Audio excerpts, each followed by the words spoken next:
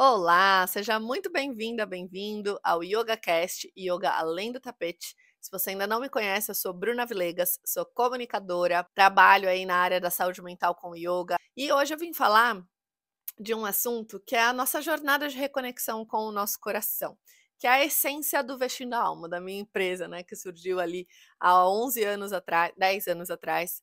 E eu vim contar um pouquinho dessa trajetória, que eu sei que tem muita gente que gosta de saber, né, quem tá por trás e como chegou ali, e como tudo aconteceu na vida, né. Então eu vim aqui falar um pouquinho sobre isso, porque um dos principais propósitos do Vestindo a Alma sempre foi inspirar através do conhecimento para libertar as pessoas de coisas que às vezes não são delas. Às vezes a gente vive uma vida tão no automático que quando a gente vai ver, a gente fala: "Cara, mas isso aqui que eu tô fazendo sou eu mesmo? É o que eu gosto de fazer? Ou eu tô aqui porque eu fui colocada aqui, né?". Então, foi esse o questionamento que aconteceu comigo e que fez mudar a minha vida, que eu gosto de passar, né, através de todos os cursos que eu tenho, através das aulas, através das palestras, para a gente se perguntar, né: "Quem sou eu? O que que eu vim fazer aqui? Eu realmente estou fazendo o que faz o meu coração vibrar?". Então, acho que essa é a ideia. Então, eu quero contar um pouquinho, assim, porque às vezes a gente tem muita mania também de se comparar, né. "Nossa, fulano chegou ali, quero chegar". Só que cada pessoa tem uma trajetória tão única, né, tão cara, ninguém no planeta tem a mesma composição de células que você, ninguém é igual a você, né. Então, nossa trajetória ela é única, a gente precisa respeitar isso. Então eu queria falar um pouquinho sobre isso, né. E de como a minha vida foi guiada, assim, pela ansiedade. Por quê? Bom, voltando lá na minha infância, né, sempre fui minha infância foi muito boa, minha família é muito boa, nada a reclamar da minha infância até os meus 11 anos de idade, que foi a virada ali, acho, chave mesmo para tantas mudanças na minha vida. Eu sempre fui bem quietinha, família, sempre gostei de ficar na minha, sempre gostei de silêncio, sempre tive essa coisa assim. Só que aos 11 anos, meu pai morreu, né, de uma forma muito trágica. E isso foi um marco, obviamente, né, assim como um trauma, porque ninguém estava esperando. Meu pai tinha 38 anos, imagina, eu tinha 11, minha mãe tinha 32 anos, meu pai com 38 anos, a idade que eu tenho hoje, e meu irmão com 7 anos. Então foi do nada, né, foi um assalto, ninguém estava esperando por isso, e foi uma tragédia muito grande que abalou todo mundo, obviamente, e a mim demais. Só posso falar por mim, né, óbvio que abalou todo mundo, mas hoje eu vou falar sobre a minha percepção disso tudo. Então, depois disso, 2 coisas aconteceram. Primeiro, eu rompi a minha conexão com o divino, porque no meu livro vai sair toda essa história completa, tá. Então, assim, eu não vou dar dar spoiler dessas coisas mais profundas, porque eu tô escrevendo um livro em primeira mão aqui, já tô falando. Não sei quando ainda vou lançar, tô escrevendo, assim, bem no meu tempo mesmo. Eh, e aí lá eu vou explicar melhor tudo isso, mas resumão, eu achei que ele estava vivo no momento que a gente recebeu a notícia, e saí no quintal, agradeci a Deus, e quando eu voltei eu descobri que ele tinha falecido. Então, naquele momento eu falei: "Cara, Deus não existe, porque Deus não faria isso, né, comigo, não faria isso com uma criança de 11 anos, não faria isso com uma criança de 7 anos, não faria isso com a minha mãe. Então Deus não existe". E a partir daquele momento eu rompi a minha conexão com Deus, eu parei de acreditar em Deus. Eu acreditava que se Deus existisse, ele não faria aquilo com a gente. Sim, eu me emociono até hoje e eu acho que isso nunca vai mudar. É muito forte, né, então enfim. Eh, aí aconteceu a minha desconexão com o divino, e outra coisa que aconteceu muito forte foi que eu comecei a viver uma vida esperando por tragédias. Então isso, o que que acontece? Faz você ser uma pessoa ansiosa. Então, pronto, me tornei uma pessoa ansiosa, me tornei uma pessoa um pouco rebelde. Só que antes disso, assim, ainda nesses 11, 12 anos, acho que até os 13 anos eu ainda estava bem tranquila, eu sempre tive um dom ali de escrever, gostava de escrever na máquina de escrever, isso entrega a minha idade, mas enfim, fazia jornalzinho, tinha um fã-clube, e eu gostava de comunicar, então eu sempre fui bem comunicadora, nesse sentido de passar informação, né, então isso sempre teve muito presente ali na minha essência, na minha infância. Só depois disso que eu acho que eu fui crescendo, ficando mais adolescente, que eu comecei a ficar muito rebelde mesmo, né, e aí que veio essa história mais forte, assim, da ansiedade, até porque eu acho que eu levei um tempo para entender o que estava acontecendo. Eu levei muito tempo sem achando que meu pai ia voltar a qualquer momento. Então, eu acho que não tinha batido, mas eu acho que quando bateu, eu fiquei um pouco rebelde. Então, eu nunca gostei de estudar, né? Ia super mal na escola, talvez de uma forma de chamar atenção, enfim, várias questões aí. E, de novo, acredito que tudo isso tenha sido por conta desse trauma e que eu botei para debaixo do tapete por muito tempo, levei muito tempo para olhar para aquilo de verdade, né? Assim, anos e anos até fazer minha primeira terapia, né, que no caso já deveria ter feito logo em seguida, acho que teria sido muito importante para elaborar toda essa tragédia que eu vivi, né. Mas eu não tive isso, então eu me tornei uma pessoa ansiosa, eu me tornei uma pessoa extremista, eu me tornei uma pessoa que queria tudo para ontem, eu me tornei uma pessoa que eu achava que eu tinha que fazer tudo agora, porque amanhã não sei se ia existir mais, né. Então isso acabou gerando uma intensidade além do saudável para tudo na minha vida. Então acabei me tornando essa pessoa realmente à espera de tragédias a qualquer momento. E comecei a namorar muito cedo, meu primeiro namoro foi com 14 anos, foi péssimo, sofri um abuso nesse namoro, acho que a minha família nem sabe disso. Espero que nem escutem aqui agora, no meu livro elas vão saber, mas nunca falei sobre isso. E depois eu fui entender, depois mesmo assim, tá, muito tempo depois, tipo agora, que muitas das minhas relações elas tinham sido abusivas, porque foi o que eu entendi ali, né, desde esse primeiro relacionamento. Isso tem muitas questões. Mas de novo, aqui é só um resumo, e de novo no spoiler, no meu livro, eu vou contar tudo isso, assim, bem mais profundamente. Corta tudo isso para a fase de descobrir profissão, né. Então, eu comecei a trabalhar também com um pouco nova, comecei a trabalhar com acho que 15 ou 16 anos fazendo evento, aí depois fui trabalhar numa empresa de recepcionista, depois num salão de cabeleireiro, e aí até que chegou o momento que eu tinha que escolher que faculdade que eu ia fazer. E e aí eu trabalhava no salão de cabeleireiro, eu queria ser cabeleireira, mas a minha mãe falou: "Não, você tem que fazer uma faculdade". Aí eu falei: "Bom, então o que eu vou fazer? Ah, vou fazer comunicação social, porque a grade é legal, tem publicidade, tem rádio e TV, sempre gostei, tem jornalismo, tem relações públicas. Ah, vou nessa só para fazer uma faculdade". Só que, para minha surpresa ou não, eu amei a minha faculdade. Então foi onde eu me descobri eh, estudiosa, né, eu virei meio nerd, comecei a estudar muito, comecei a amar estudar, e fui muito bem na minha faculdade, logo, no primeiro ano eu já fazia estágio, no segundo ou no terceiro ano, agora eu não lembro, eu fazia um estágio muito bem remunerado, eh eu pagava a minha faculdade, né, nos primeiros 6 anos eu fiz aquele FIES, né, que é um programa do governo para poder entrar, porque a minha família minha mãe, né, não tinha condições de pagar a faculdade para mim, nunca passei necessidade, porque graças a Deus tenho uma família muito maravilhosa, mas a vida não foi fácil, né, minha vida não foi fácil de fato. Então, eu ganhava R$ 600 nesse estágio, a minha faculdade era R$ 597, então eu vendia meu ticket alimentação, refeição, e eu vivia com aqueles R$ 200 do meu ticket, e de final de semana eu ia no McDonald's, ia para as baladinhas e era isso. E, ok, só que realmente eu me encontrei na minha faculdade, eu fiz o meu TCC, eu amei fazer o meu TCC, foi maravilhoso, foi a primeira vez que eu me apresentei no palco, né, no TCC com microfone, eh, profissionalmente falando, porque quando eu era criança eu fazia shows, né, eu tinha um fã-clube, como eu disse, e eu também era cover aí de uma arti de uma cantora. Então eu tinha essa relação já com o microfone. E depois dali eu tive bastante sucesso, assim, eu entrei numa empresa muito maravilhosa, que eu saí da faculdade, assim, ganhando R$ 1.200 e fui para essa empresa para ganhar R$ 3.500, na época era muito dinheiro para mim. Né. Caraca! E eu lembro que quando eu fui nessa empresa, eu falei: "Cara, eu quero trabalhar aqui, eu vou trabalhar nesse lugar", e eu nem tinha um currículo tão bom assim ainda.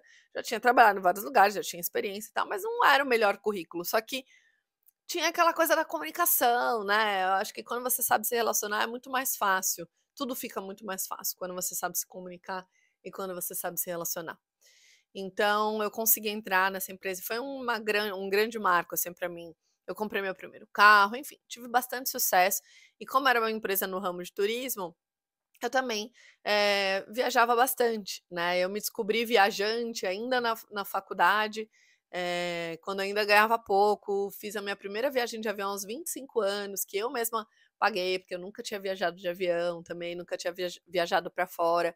Então eu fui lá, juntei meu dinheirinho para viajar, foi uma grande conquista.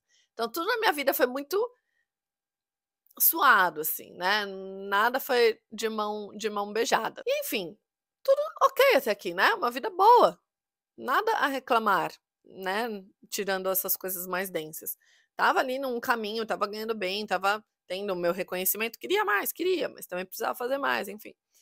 E aí, o que aconteceu é que, como eu sempre tive questões de relacionamentos amorosos, porque lá no meu primeiro relacionamento com 14 anos, né, já foi complicado, eh, eu cheguei em um momento da minha vida onde eu sofri a minha primeira rejeição. Eu já tinha namorado com outras pessoas, eu tive 2 namorados muito incríveis inclusive, não foi só aquele ruim, depois eu tive 2 namorados muito bons, e sou muito grata a eles por me mostrarem que existem boas pessoas, né, apesar dos pesares.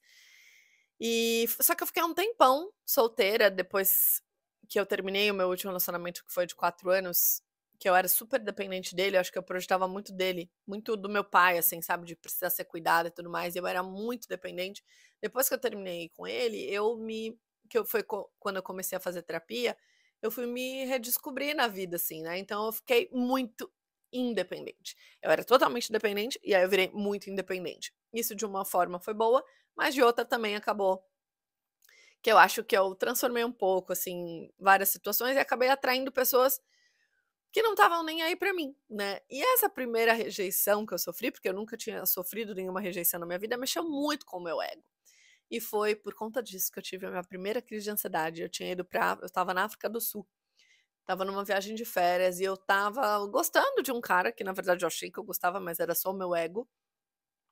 Eh E aí, não sei porque eu fiquei engatilhada lá, acho que eu entrei no Orkut na época, e aí vi alguma coisa que eu não gostei, fiquei super engatilhada, tive essa crise de ansiedade, que foi super forte. Estava na África com meu irmão e com meu primo. Imagina, não consegui curtir uma viagem que era para ser incrível, com pessoas incríveis, importantes na minha vida, porque, sei lá, estava pensando num carinha que não ligava para mim.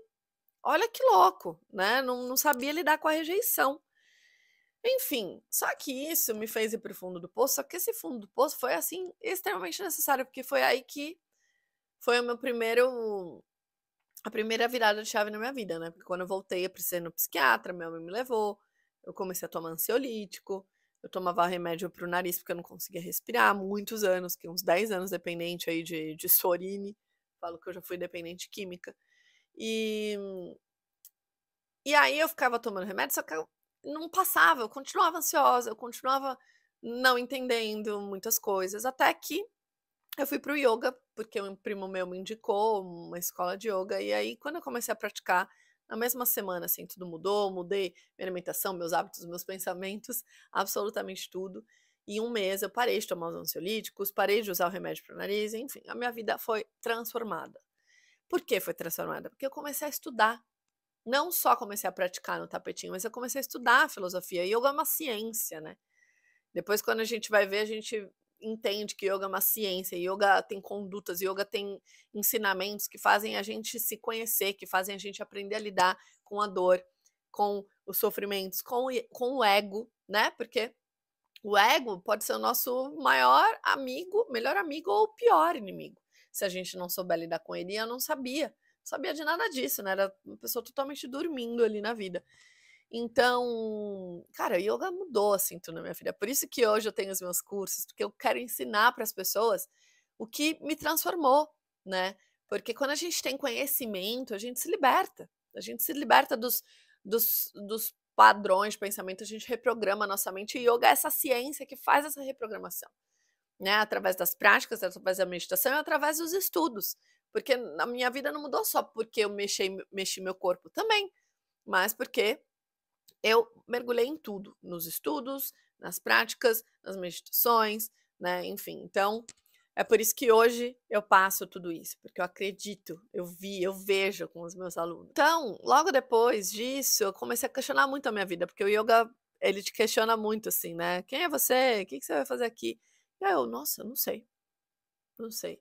E nesses questionamentos surgiu o Vestindo a Alma com uma amiga, que na época era um blog de viagens, a gente queria tirar o terno e vestir a alma, sair do mundo corporativo, porque não fazia sentido para mim ficar trancada, eu queria viajar, eu queria viver minha vida naquela intensidade que eu tinha, que era uma coisa muito, né, disso de preciso viver hoje, porque amanhã eu não sei se eu vou estar viva. Então eu ficava dentro do escritório, eu sentia que a minha vida estava passando e eu não estava fazendo nada. Estava ali na manada, né, sem fazer aquilo que fazia meu coração vibrar de verdade.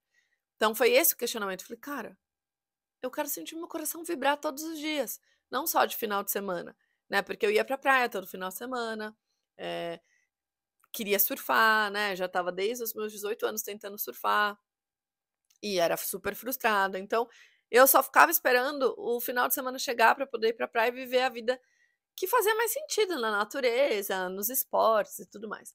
Então eu questionei muito forte isso, aí a gente criou esse blog de viagens e eu saí da empresa, né, eu pedia para ser mandada embora há mais de 1 ano e eles me mandaram. Eu sonhei que eu s ia que eu era mandada embora, e e isso foi porque quando eu fui para Bali em 2013, no final de 2013, foi a viagem da minha vida, assim, né, foi uma viagem super de manifestação, assim, eu assisti aquele filme Comer, Rezar, Amar, e eu me via no filme, né. E aí eu quis muito para Bali, tanto que foi uma manifestação mesmo essa viagem, eu ganhei essa viagem, fui de business class, foi, assim, bizarra. Também vou contar mais em detalhes no livro. Eh e aí, depois dessa viagem, foi que eu falei: "Cara, não, tá tudo errado". Quando eu voltei, fiquei meio na bad, assim, sabe. Eu falei: "Não, tá tudo errado, eu não quero mais viver essa vida". E aí eu sonhava que eu ia para o Rio de Janeiro antes de ser mandada embora, e eu tinha uma amiga que eu conheci em Bali, que morava lá, e aí eu falei pra ela: "Olha, queria ir para o Rio", ela: "Vem pra minha casa, acabei de me separar, fica aqui em casa". E aí eu fui, e aí depois disso eu acabei indo morar no Rio e passei 8 meses lá, enfim.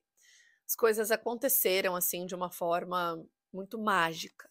Eu sempre acreditei muito nisso, assim, eu acho que aquilo que tem que ser, tem muita força, né. E a gente precisa só movimentar as coisas de acordo com o que faz sentido pra gente, de acordo com aquilo que faz o nosso coração vibrar, porque o que tem que ser vai vir, de uma forma onde não tem sofrimento, sabe. Tem movimento, mas não tem sofrimento, não tem dor, não tem aquele esforço bizarro que você fica mal, não, é um movimento natural, fluido. Tem aquele livro As 7 Leis Espirituais do Sucesso, que eu sempre falo dele, do Deepak Chopra, que fala muito sobre essa lei do mínimo esforço, eu acredito fielmente nessa lei. Enfim, e aí o Vestindo a Alma surgiu, era um blog de viagens, eu achei que eu ia ficar rica em 6 meses, eu não fiquei rica, eu nem sabia o que eu estava fazendo, eu não tive planejamento financeiro. Então hoje eu sempre falo para todo mundo que me pergunta sobre transição de carreira, falo: "Cara, se planeja, faz teu pé de meia, se planeja, planeja tudo que você vai fazer, porque é muito ruim passar perrengue", sabe. Eu cheguei a ficar com R$ 0 e muito pelo contrário, negativa, desesperadora a situação, então tem que se planejar sim, né, é possível, mas se planeje. Eu fui muito na loucura. Então, eu fiquei um tempão ali, sabe, só remando, remando, remando, sem saber para onde ir, até que eu, depois de muito tempo, de muitos perrengues, já morando na praia, já estava morando em Maresias, eu fui fazer uma outra formação de yoga que a minha professora me convidou, e aí eu comecei a dar aula de yoga. E aí começou a movimentar dinheirinho ali pra mim, comecei a me reerguer, as coisas começaram a acontecer.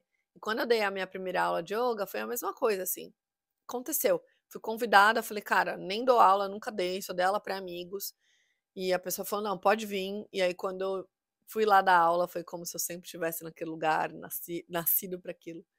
Então foi muito maravilhoso, assim, sabe, de esse lugar de falar: "Cara, é isso, tô no lugar certo, no lugar certo as coisas fluem". A vida começou como professora de yoga, né, e foi muito maravilhoso, porque eu comecei a poder ensinar tudo aquilo que eu aprendi, né, tudo aquilo que transformou minha vida, porque o yoga foi essa virada de chave mesmo, e eu comecei a poder transformar a vida de outras pessoas, né, e é muito lindo você ver isso, é muito lindo você entender o que faz sentido pra você, vibrar na tua alma e ir atrás daquilo, sentir o teu coração vibrar. e sentir o coração vibrar todos os dias, né. É óbvio que tem coisas, nem tudo, as coisas não são perfeitas, óbvio que não é tudo que eu faço que é maravilhoso, tem coisas que são chatas, que a gente vai precisar fazer, mas isso é maturidade, né, mas é aquela vida que faz sentido pra você, sabe. "Pô, isso aqui faz sentido pra mim, outra coisa não faz, isso aqui faz". Então eu acho que essa jornada toda, ela mostra pra gente o quanto é importante a gente escutar o nosso coração verdadeiramente, sair dessas coisas que às vezes a gente vai escutando que a gente tem que, né, então você precisa estudar, crescer, casar, ter filhos, tá, mas será que isso é pra mim? Será que eu me encaixo nesse padrão ou será que eu sou diferente disso? Eu posso ser diferente, as pessoas não são iguais, né, não é porque uma coisa é boa pra uma pessoa que vai ser boa pra mim. Então eu preciso olhar pra mim e entender o que de fato faz sentido pra mim. Né, porque se não faz sentido pra mim, eu vou remar, remar, remar, eu vou me esforçar, e vai ter um momento que eu vou ficar doente, enfim, um monte de coisas, né. E então eu acho que é isso que a gente precisa entender na nossa vida, e as coisas mudam também, né. Eu vivi toda essa trajetória, eu estava morando no litoral até ano passado, tive um apendicite lá que me fez questionar, eu nunca achei que eu fosse voltar para São Paulo na minha vida, e acabou que eu voltei, tô aqui, tô super feliz em São Paulo. Porque a gente tem ciclos, né, a vida ela é feita de ciclos. Vão ter momentos que a gente vai estar mais assim, vão ter momentos que vai estar mais assado. Talvez se eu tivesse a mentalidade que eu tenho hoje, talvez eu conseguisse trabalhar no mundo corporativo, mas naquela época não. Naquela época eu precisava viver, eu precisava vestir a minha alma daquela forma. Hoje eu visto a minha alma ensinando, compartilhando, dando as palestras, dando os cursos. Isso me enche, sabe? Me preenche, me transborda, né? Porque é o que de fato faz sentido. Então, eu acho que os questionamentos que o yoga me trouxe, que transformaram a minha vida, foram justamente esses, sabe? De deixa eu escutar minha alma, deixa eu escutar meu coração e fazer aquilo que faz sentido, independente do que os outros estão dizendo. Porque vai ter muita gente falando que você é louco, vai ter muita gente não acreditando em você, né? E você mesmo vai ter muitas vezes que vai desacreditar de você, muitas vezes, muitas vezes. Recentemente passei por isso e tô voltando a acreditar em mim agora, porque os processos na vida eles são eternos, mas eu sempre falo que depois do yoga, que depois de muito trabalho interno, através de todos esses conhecimentos, hoje eu consigo sair mais fácil das coisas. Não quer dizer que eu não entre nelas, não quer dizer que eu não vivo processos, mas é muito mais maduro, é muito mais consciente, é muito mais conectado, sabe? Não tem aquele sofrimento. Tanto que yoga é uma filosofia de libertação do sofrimento da mente, porque é a nossa mente que cria. Então, se a gente dá a voz para essa mente, para esse ego, a gente se afunda. Foi o que aconteceu comigo lá atrás, quando eu me afundei a primeira vez. E, graças ao yoga, eu falo que eu sou testemunha do yoga. Graças ao yoga, eu realmente tive a vida transformada. É isso que eu quero fazer, é isso que eu faço, esse é o meu chamado, assim, mais forte hoje mesmo. Então, eu acho que é isso que a gente precisa fazer, sabe? Olhar pra dentro, quem é você, o que faz sentido pra você, ir atrás dos seus sonhos, dos seus projetos, daquilo que faz o seu coração vibrar. Esse é a minha missão aqui. Quero te ajudar nessa missão. Se você precisar de mim, conte comigo. Tem as minhas aulas ao vivo, tem as aulas gravadas do curso, do Acalmando a Alma. Tem esse outro curso que é mais profundo, que é onde eu ensino tudo que mudou a minha vida, que é a essência do yoga. Tá tudo aqui no link embaixo. Então, vem comigo, que eu tenho certeza que vai ser uma jornada linda e eu vou amar te acompanhar nesse processo, tá bom? E é isso. Se você gostou aqui, foi um leve resumo, tá, gente? Se eu fosse falar de toda a minha história aqui, como eu vou contar no livro, mais um spoiler de novo, eu ficaria aqui pelo menos umas 2 horas, assim.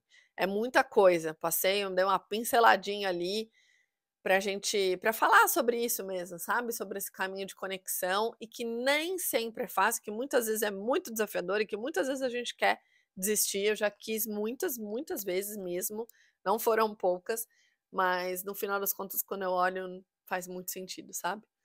Então é isso, me conta lá no meu Instagram, @vestindo a alma, o que que você achou desse episódio, se fez sentido, se não fez, se você gostou. Sempre gosto de receber de vocês aí pra saber se a gente tá falando a mesma língua, no mesmo caminho, tá bom? E é isso, nos vemos no próximo episódio. Um beijo grande.